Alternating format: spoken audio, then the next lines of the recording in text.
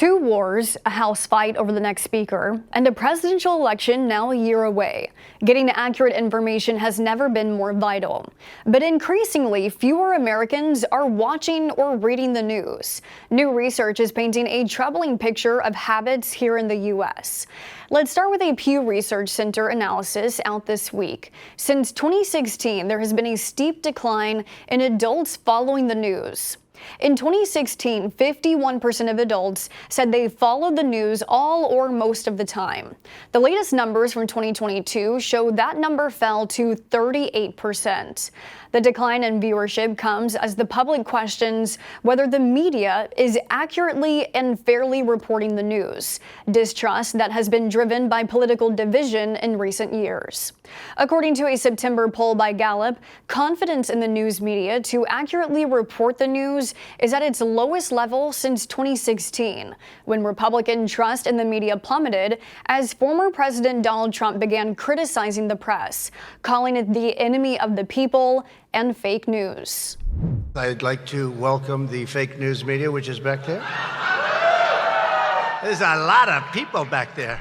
Historically, Democrats have had more trust in the media than Republicans. But the Gallup study shows that their confidence in the media is also falling 12 points in the last year to 58%. Still much higher than the 11% of Republicans and 29% of independents who say they trust the news media.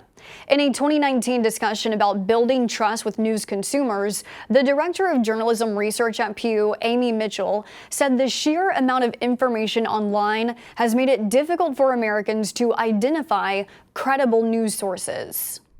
The majority of Americans have said to us in our survey work that they are overwhelmed by the amount of news and information that's out there today.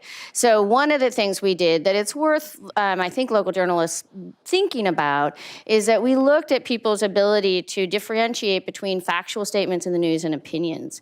And we were interested to see what characteristics have some impact or don't have some impact in that. And what we saw was pretty striking, which was that those who had high digital savviness compared with low digital savviness did far better in their ability to distinguish between those two. These findings come as calls grow louder for social media platforms to stop the spread of misinformation, the Israel-Hamas war being the latest example.